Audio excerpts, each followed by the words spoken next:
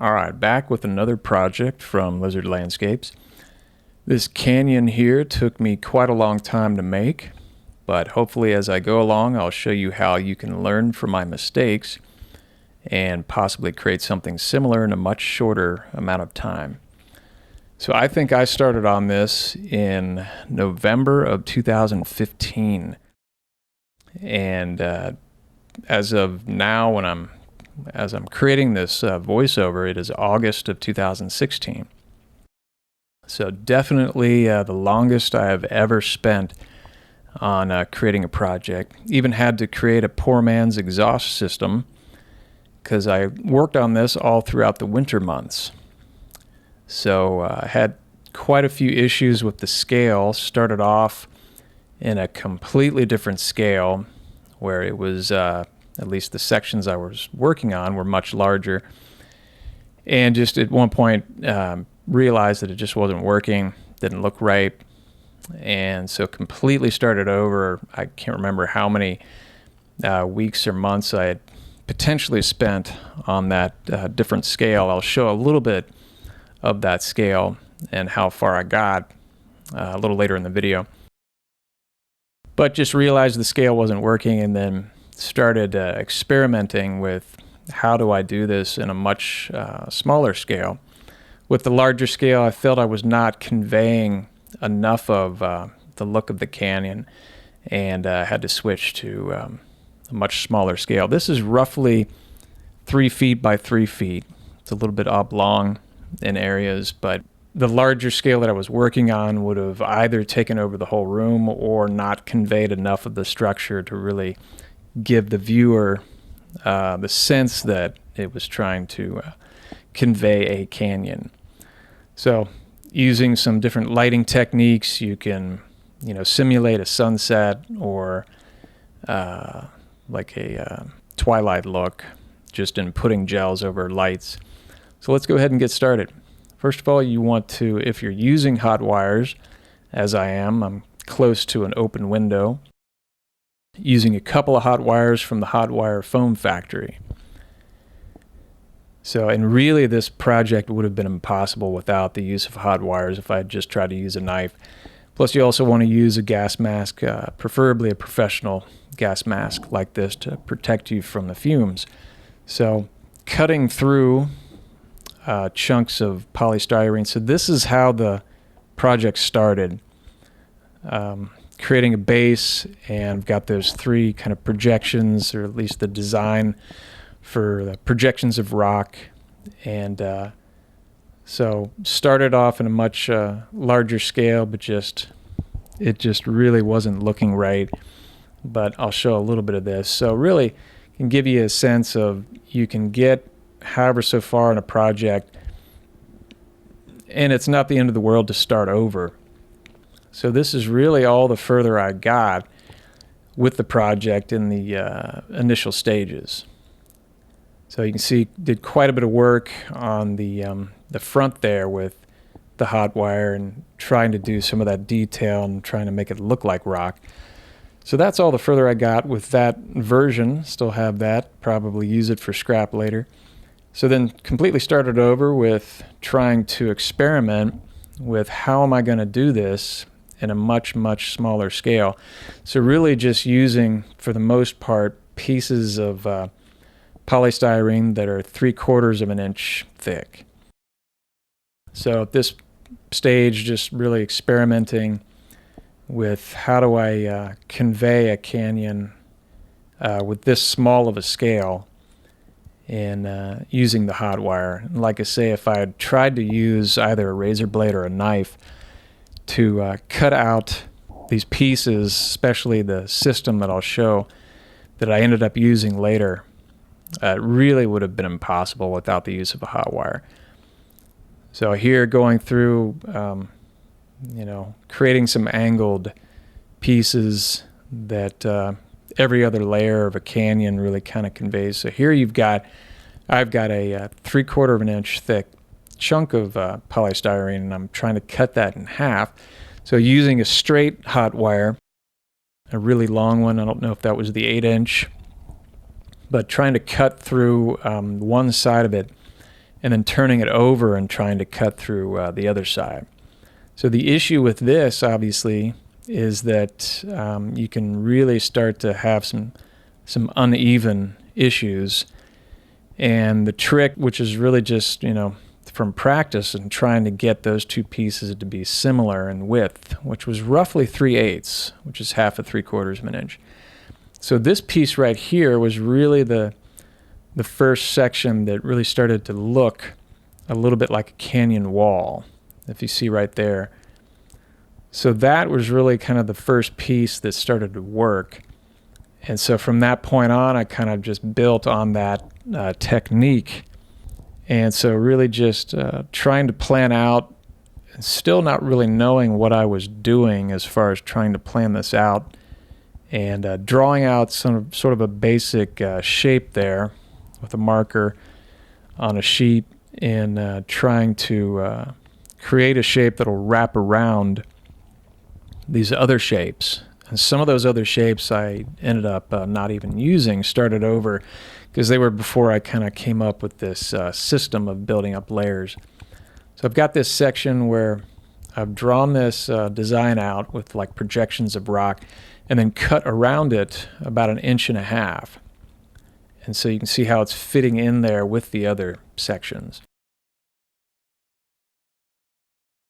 And so the first stage of this is really cutting where the design starts, cutting down, and then cutting downward and creating this sort of slope. So this angled section after the initial cut is made. So this is how this is looking, and this is really how I did every single piece. And so then the next stage is to put another half of a 3/4 inch piece of polystyrene on top of. So 3/8, roughly 3/8 of an inch thick are all of those pieces that are held together on top of the layer beneath by those little nails. And so those nails are holding together, holding on that layer of the roughly 3/8 of an inch thick piece of polystyrene, so that I can trace around it in a way so that it conforms to the shape of the layer that is underneath it. But this is pretty much how a good 80 to 90% of the project was made, was you're building on top of one layer. And so now I'll glue down, after I've removed it, glue this layer down, not really worrying about the middle. You can see how it's hollow there. It'll just be covered up by other layers. So now I've got another layer holding it down with the nails, and going through with the hot wire as I'm looking up. Kind of difficult to do for the camera, so much easier if you're not having to worry about someone, looking through the camera and seeing what you're doing. Cutting away that layer as it conforms to the layer underneath, or at least the shape. And then every other layer is beveled, so at a roughly 45-degree angle, but maintaining the shape of the layer underneath. So again, I'll explain this in greater detail. So that's how that is looking. And it'll just keep building, layer on top of layer. So the next layer after that one would be a layer that goes straight up, because that layer has the bevel. Also, a good idea to use occasionally a thinner piece, just to create, a slightly different look. A thinner piece on the left there. You can see that here, where I've put as one of the layers that is, straight up and down, a thinner piece, just to vary the look of it so it doesn't look too much like a pattern. And so with this particular, technique or system, it'll obviously get more and more narrow as it gets taller. As you build the structure up, it'll get to the point where it's diminishing. And I've just, with some of the sections, gone through and with the hot wire created a little design, or in looking at reference photos, trying to create what, the tops of these sections would look like. So just looking at reference photos and of canyons and trying to get a gist of how I was going to like finish off, each section as it gets more and more narrow. So here with that larger back portion, I've got a much larger piece where there's enough space to get a marker in there to be able to trace it. But I could have, held that down with nails and been able to take the hot wire around and just cut that out. So a couple of different ways you can do this. So, and that layer then just fits back onto the back layer. So that's a much thicker layer.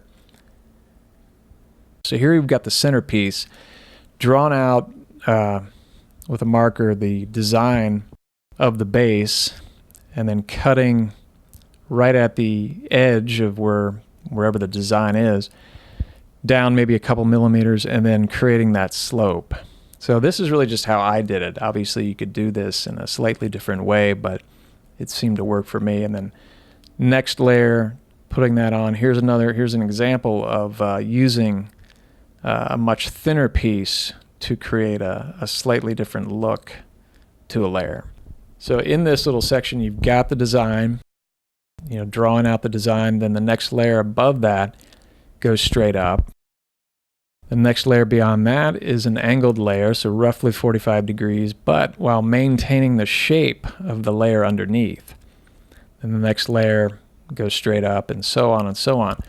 So another way of looking at it is if you have a graphic of a 3/4 of an inch thick piece of polystyrene, you're going to cut with the hot wire where that, design marking, wherever that is, cutting down a couple millimeters deep, and then angling it, sort of sloping it downwards.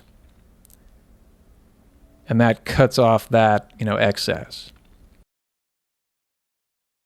So where we are in that graphic with the actual project is right here, where we've cut along the black design, we've cut down a couple millimeters maybe, and then sloped downward.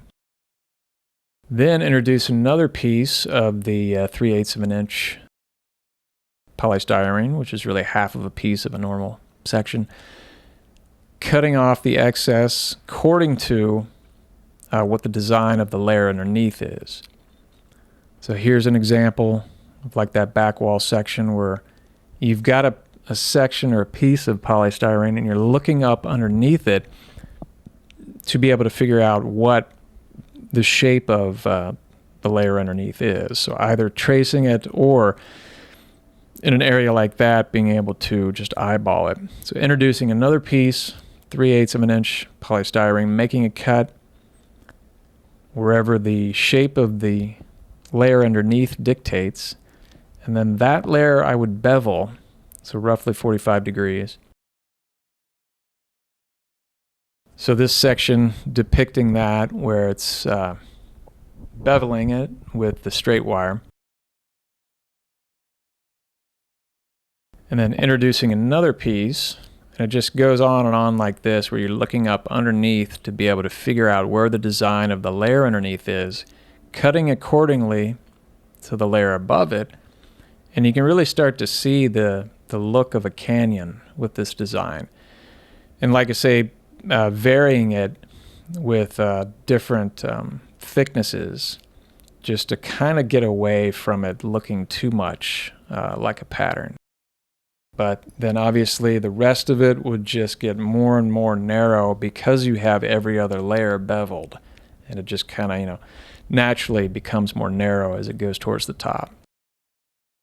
So here with that centerpiece, I've got sort of this finishing layer where it's started to get narrow, and just, like I say, looking at reference photos and just trying to get a little bit creative with how the tops of each piece look. So that's probably right there, the smallest little section of the entire project. And so because I didn't plan this out, didn't really know what I was doing, I would do this much differently if I were to do this again. Two pieces that I thought were working, didn't want to throw them out, and wanted to connect them though. and just using a wedge piece and then naturally building up that wedge so that it reaches the height of, the other two pieces. But just a way that you can kind of salvage. Like here I've got a piece on the left that was working, didn't want to start that over. So just added this piece on the right where I've just, made similar designs with the idea of the rocks, jutting out and cutting that out. So where you've got the sloping, bevel that goes beyond the design. And putting another layer on top of that goes straight up. Eventually gluing the two pieces together.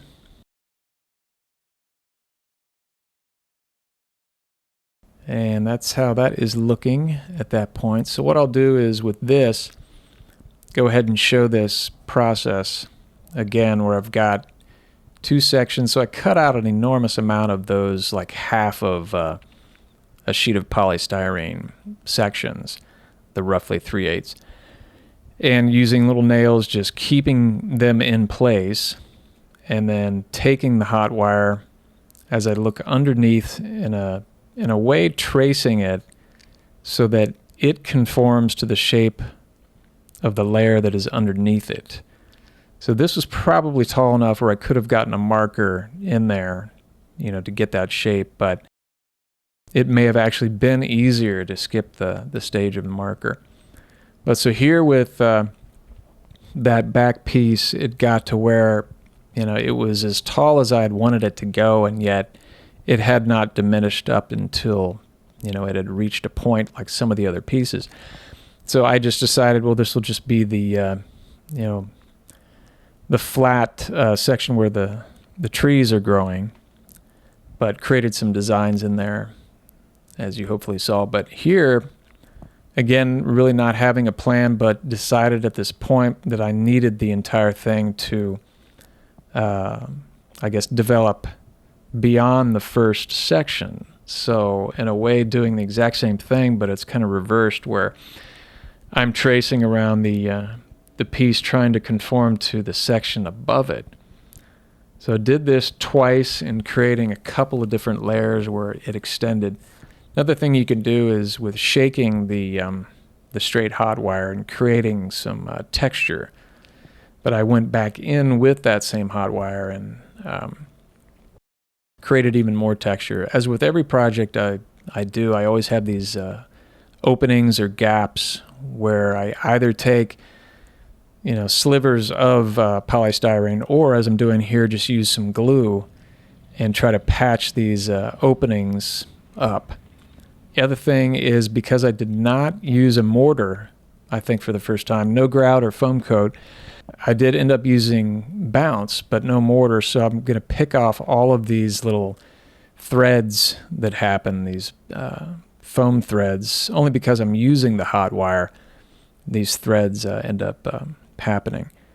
So I'm going to trace around each piece, giving each piece a little bit of space in between, because I know that there's going to be another layer. So I've spaced everything out to the point where it's maybe got an inch and a half in between. You can see there, and trying to make sure that there's some space in between, because I'm going to have another layer that goes down in there to suggest more of a deeper section of the canyon.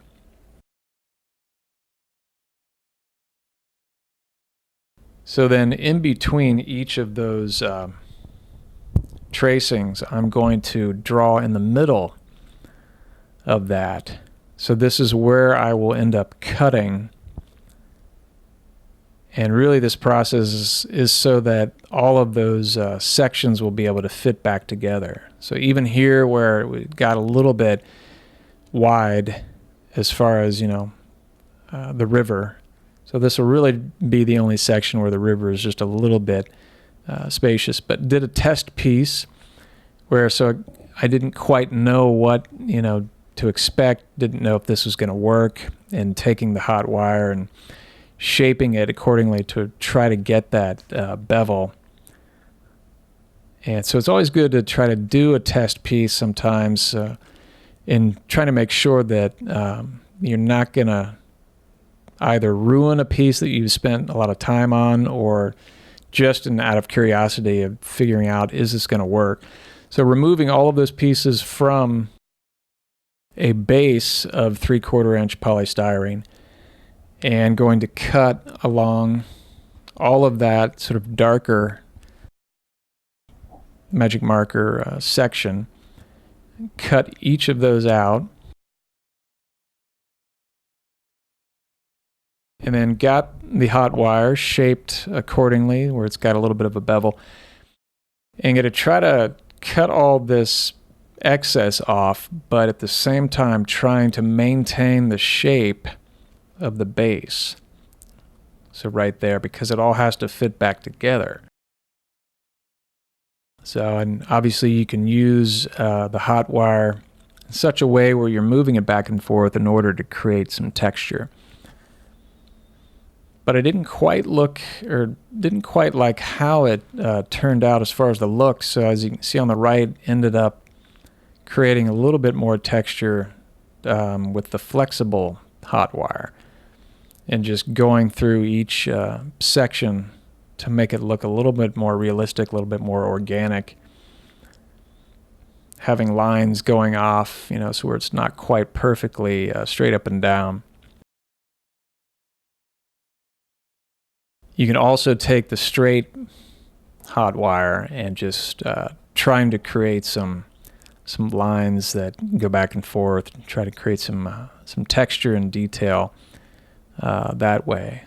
Gouged out some areas, try to create a little bit more form and shape to certain areas. So I've got pretty much it all cut out, and it is sitting on a piece of foam core. So kind of a thinner piece of foam core. Tried to create the base with styrofoam, but it didn't seem sturdy enough. So glued together a couple of pieces of foam core, and you really got to watch that because foam core has a tendency to warp. So ended up you can kind of bend this thing back into submission so it's not as warped, and it's only the base, so it really, I guess, doesn't matter that much, but cutting that out.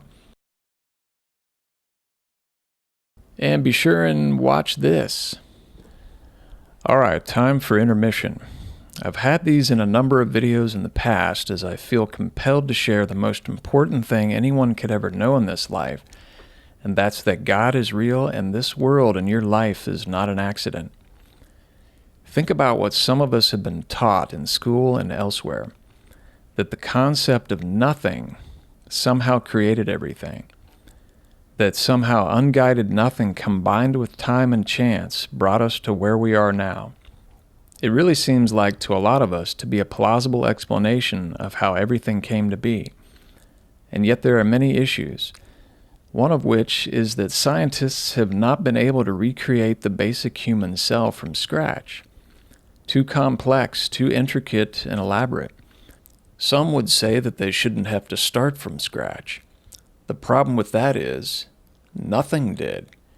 According to their worldview that there is no creator, nothing started from scratch.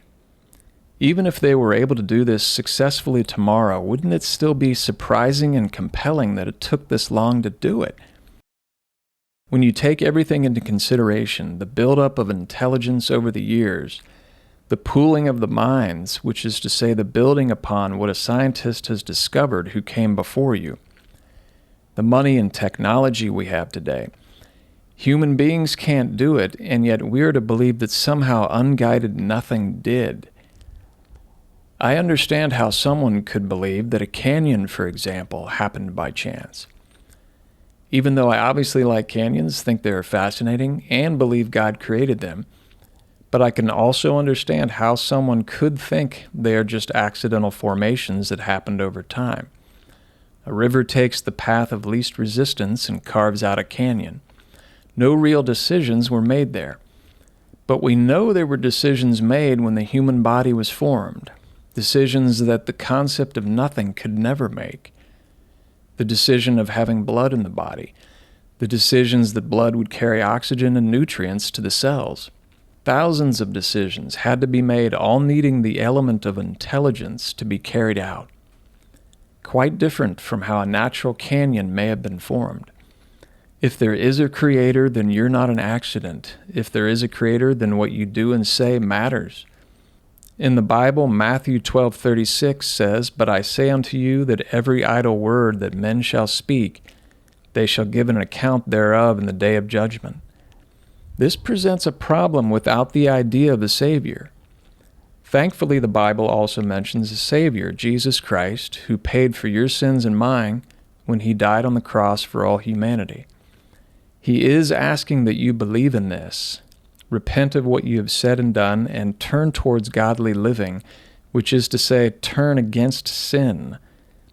Please research this online. There are so many testimonies of heaven and hell. As I've said in another video in the past, start off by thinking of this in a somewhat selfish manner. Don't you at least owe it to yourself to research where you may or may not end up upon leaving this world? Thanks for listening.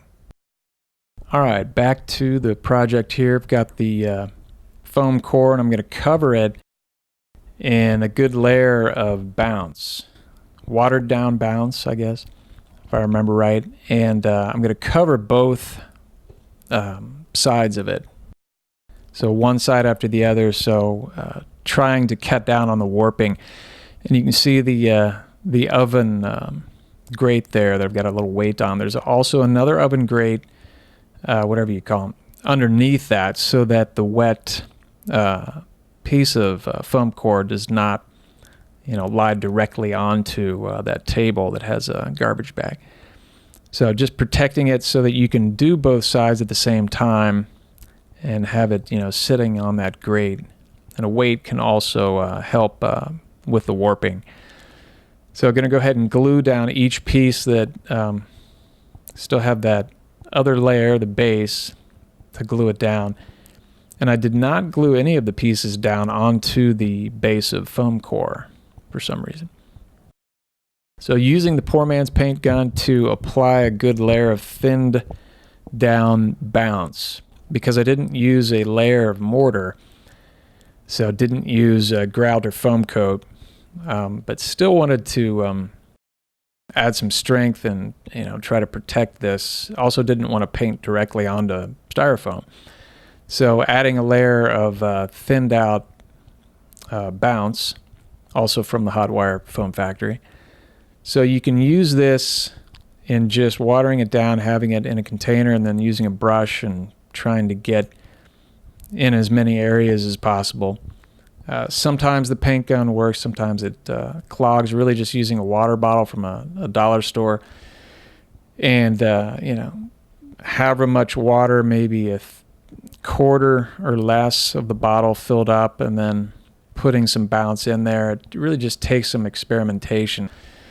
But then with some sections like this, maybe 3 or 4 other sections where it was kind of small, it was weak, wanted to, in addition to spraying on watered down bounce, wanted to apply bounce directly to some of these weaker areas that are small and more prone to break. Other thing is trying to, before you start the painting stage, getting rid of all of these little foam threads that I thought I had gotten rid of all of them later, but you want to make sure you get rid of these, because like I say, there's no, or at least I didn't apply a mortar. So in trying to apply the paint layers, those hairs or threads of what happens when you use the hot wire can get in the way. So here, using the poor man's paint gun in just a water bottle from a dollar store, and have it filled up at the bottom with maybe a quarter of the way, and then adding paint as I go, and really needing it to be thin, obviously, to work its way through a water bottle. And because it's so thin, knowing that I'm going to be applying probably 3 to 4 layers. So, and applying a very dark layer, in this case, really it was black, and added I think, barn red to it. Somehow it turned out sort of a dark purple. But you really want to try to have the first layer of the paint job be a very dark layer, because it kind of fills in the cracks. And you can see it's kind of filling in all those little areas where I applied texture. So applying another layer here, and I think I applied 3 or 4 layers, but at one point just, kind of gave up on the water bottle and just resorted to putting some paint into a little container and just adding water, and not quite as watered down as what was in the water bottle. So just a little bit thicker so that I could get into some of these other cracks and make sure that they were covered, because you really do need to have those sections covered where there's quite a bit of detail done with the hot wire and creating some of these cracks that are really supposed to be depicting cracks in the rock. And it just makes your paint job a little bit easier in the future. Obviously, you could go back in with a small paintbrush using black or a darker color, which I ended up doing, to convey either cracks in the rock or shadows. So there you've got the covered initial, I guess, base paint layer. So moving on to more of the detailed paint, and used quite a different combination of dry brushing and just regular, fully loaded brush. And sometimes you don't really know, where do I start here? And obviously I covered this layer up as well as other layers, but sometimes you just need to start with some sort of layer, and obviously your reference photos are going to dictate your color scheme. And with this, though, the idea that you're going to apply a layer and then either be able to fix it with dry brushing or just adding different colors and trying to convey the look of certain sections of a canyon. So here got a color of burnt orange, and trying to go over, but not covering up all of the layer that is underneath it. And really that's the way in trying to achieve this sort of complex look of all of these different nuances of color, and having not just one base color. I mean, it's really, if you look at your reference photos, it's the colors, the sections are all made up of so many different variations of shades of the color. And especially with the canyon, you have all kinds of different sandstone colors, and obviously oranges and sometimes red, but brown as well. So going over here with kind of a loaded brush, not really a dry brush, and just letting the texture pull off some of the paint. Going in here with that base layer and using sort of a gray, but mixed up quite a bit of paint on these paper plates, the poor man's palette, trying to figure out, what base layer for, I guess, the majority of the structure. And so using all kinds of oranges and burnt oranges, a little bit of red, quite a bit of gray a lot of the time to sort of mute the color and make it a little bit more drab, because you're really never seeing a straight, bright orange or red usually in nature. So using that larger, batch of paint and trying to, without really caring to, do any detail, just trying to give this middle section a covering of a color or shade that is remotely close, to the reference photos that I was using. So you can see the benefit of having covered it all in a darker layer, because all of those cracks and what I created using the straight hot wire are showing through. So just making sure everything is just kind of basically covered, not really caring, because I know for the most part I'm just going to go over it again, cover up maybe 85-90% of each layer. So dry brushing on a little bit of the burnt orange on top of that what looks like a gray color, And so mixing up, quite a bit. Usually there was gray in pretty much everything I was mixing. And I would say a good 90% had burnt orange in pretty much every single mixture. So in that one sloping layer, you can really see the amount of layers with dry brushing and trying to build up that look.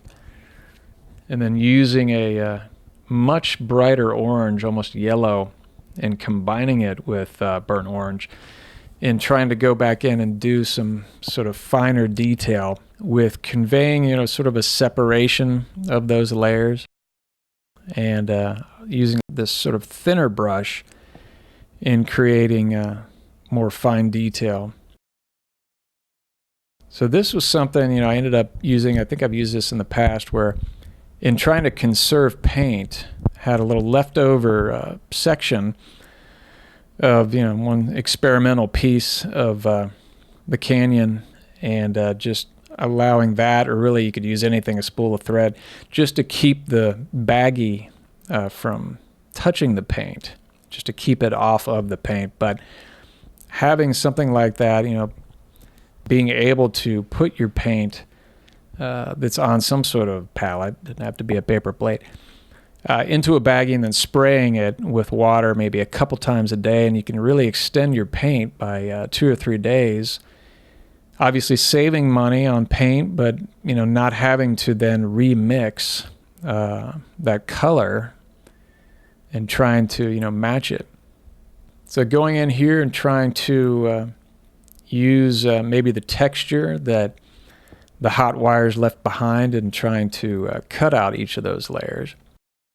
So it was really a combination of doing this where you're using the texture and then just sometimes going in with a paintbrush and just applying a line or a ridge and trying to, I guess, achieve that final look that a canyon can have that is it can be quite complex.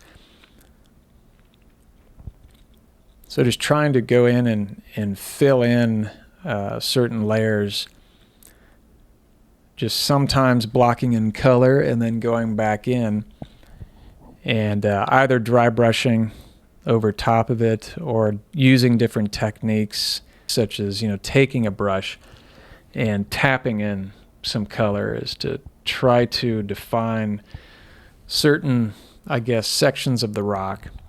Here, just spraying at the end of the day, trying to conserve paint, because I'm using acrylic, giving the paint a couple of sprays with water, putting something in there just to keep the baggie from touching the paint, and then being able to, if you're able to remember to go back in and spray that, being able to extend the life of the paint by 2 or 3 days. So really trying to make sure that the layers are looking different, in that the slanted layers have got a different look than the layers that are going straight up and down. At least with the reference photos I had, that's how it ended up looking.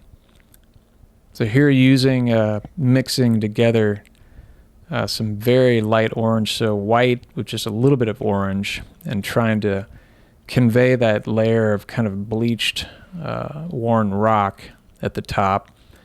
That again was in my reference photos, but really seeing the texture kind of come to life when you do this, and just depends on how much you want to do in the hot wire stage and creating this texture.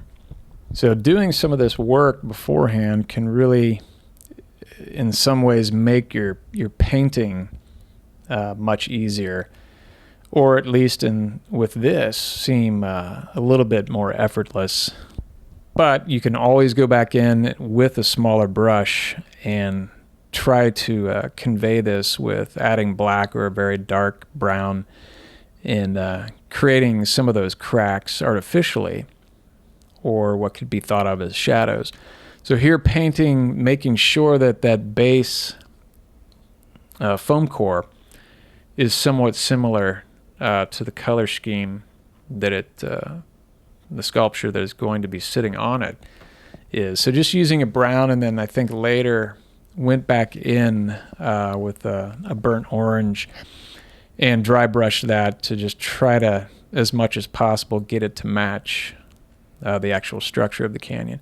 With each layer that was slanted, so roughly 45-degree angle of the layer that you're seeing me work on there, it was pretty much a maroon or barn red, and then dry brushed sort of a burnt orange on top of that. So here, just another technique of using the brush and trying to create basically artificial texture, and using the brush to just, with the technique of tapping, creating a certain type of detail that might be useful. So here, adding another layer, and for some odd reason added a layer of yellow, and went back in and dry brushed over top of that, but using some burnt orange to go over that brown of the lower layer, and then using some of the same burnt orange to go over that yellow layer. But because it's dry brush, or using the dry brush technique, some of that yellow and some of all of the other layers as well are still visible. So, upon closer inspection, you can see that there's quite a few layers going on. So really, it's just one of those things in deciding, have I applied enough layers here? And then with here, going back in and trying to create some fine detail with some brighter orange, and then here with darker orange, or maybe it's even black or a dark brown.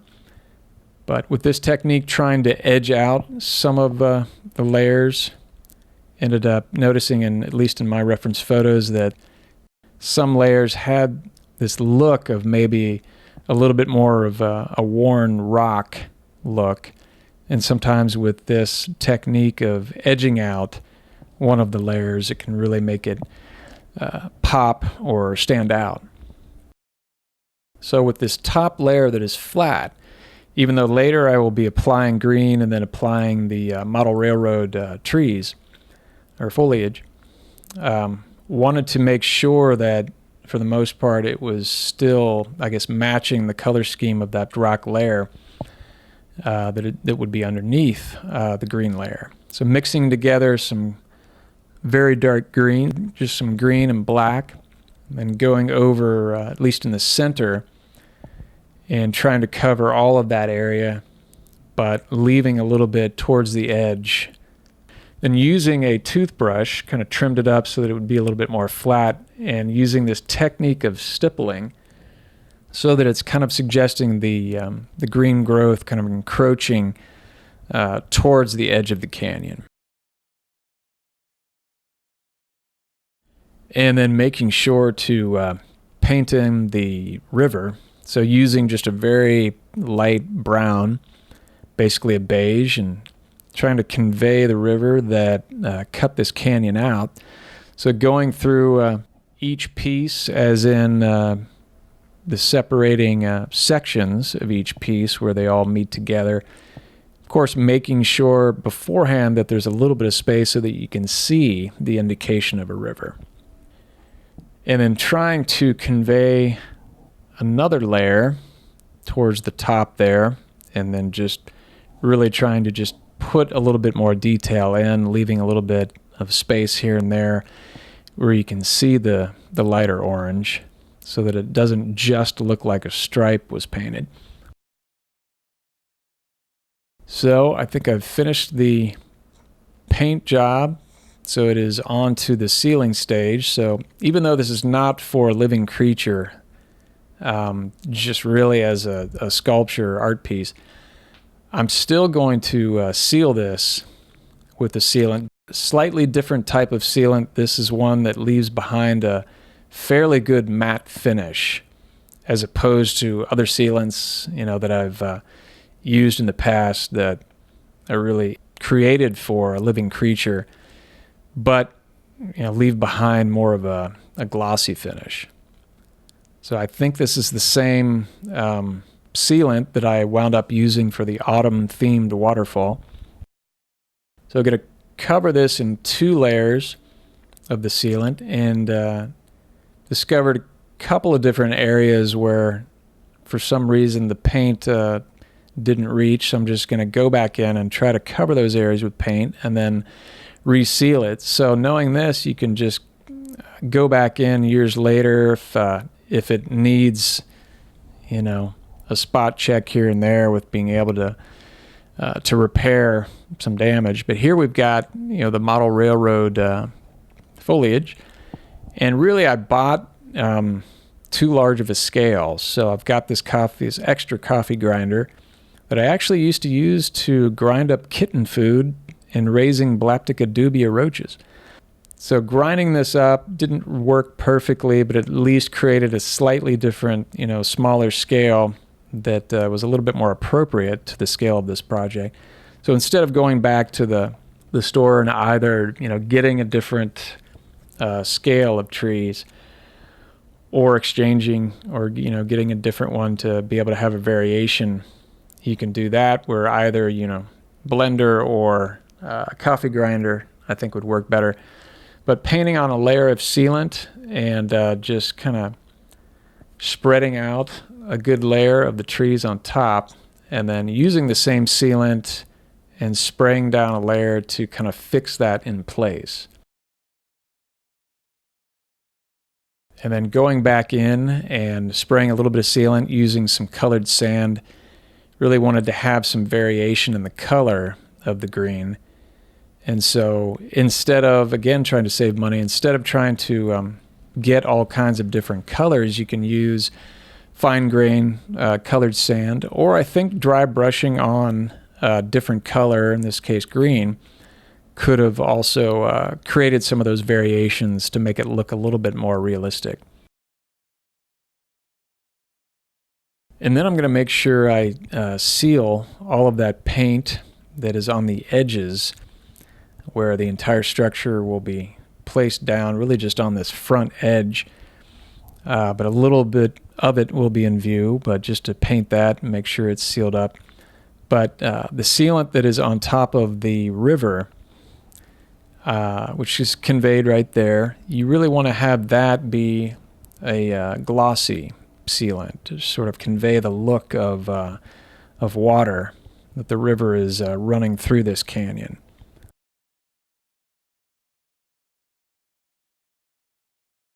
So there you have it, model canyon for all your model building needs.